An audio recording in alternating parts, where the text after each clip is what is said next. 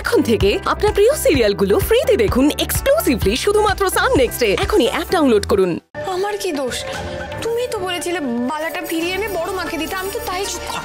আমি কি বলেছিলাম? আমি ক্লিয়ারলি বলেছিলাম বালাটা এনে আমার হাতে দিতে। আমি একবারও বলিনি যে ওটা বড় মাকে কে দিয়ে আসতে। আসলে ভয় আর চাপের মধ্যে সব তালগোল পাকিয়ে গেছিল আমার। আমি তো আসলে এত বুঝি না, সেই জন্য আমি এটা করে ফেলেছি। তাই না? আরে তুমি জানো আমাকে ছোটবেলায় সবাই কি বলতো? গবেট বলতো আমাকে। আমার মাথা পুরো খালি এসব বলতো। আবার নাকামি শুরু করেছিস?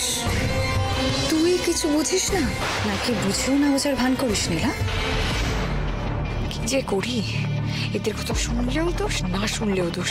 ধুর বাবা। মুখটা ওরকম ভ্যাবলা মার্কা কেন করে রেখেছিস? না না, আসলে ভাবছিলাম তোমার খুব বিপদ হয়ে গেল, তাই না? সব আমার দোষ। শোন নীলা, তুই যদি আমার কথা মতো না চলিস না, তোকে আমার হাজতে পাঠাতে 2 মিনিটও লাগবে না। সেই ভয় নিশ্চয়ই আছে তোর। হ্যাঁ খুব। সো এরপর থেকে নো উপর চালাকি। একটা কথা তুই বুঝলি, এই বসু পরিবার শুধুমাত্র আমাদের। সেখানে তুই একজন কাজের মেয়ে মাত্র। আমাদের মধ্যে ঝগড়া হবে, অশান্তি হবে, ঝামেলা হবে, সেটা আবার 2 দিন পরে ঠিক হয়ে যাবে। কিন্তু ইভেন্চুয়ালি তুই যাবি হাজতে।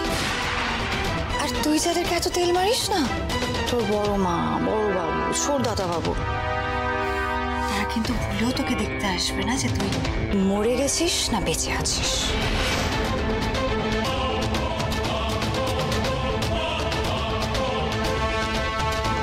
ওই ডাস্টবিনটা দেখতে পাচ্ছিস?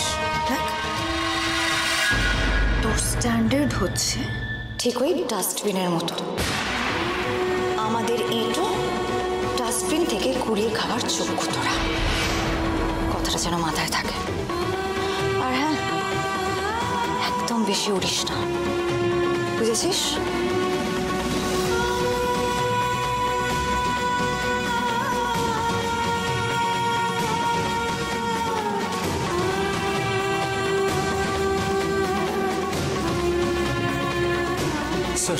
স্যার মায়ের শরীর অস্থির করছে, মাথা ঘুরছে।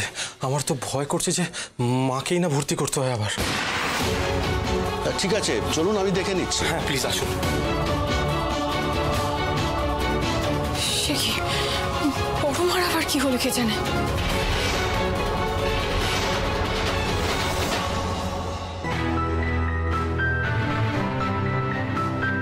বলছিলাম যে সব ঠিক আছে তো ডক্টর? মায়ের কিছু হয়নি তো? আরে বাবা, আমার কিছু হয়নি, ভালো আছি। মা, তোমাকে কখন থেকে বলছি বাড়ি চলো বাড়ি চলো, তুমি তো একটাও কথা শুনছো না। বলো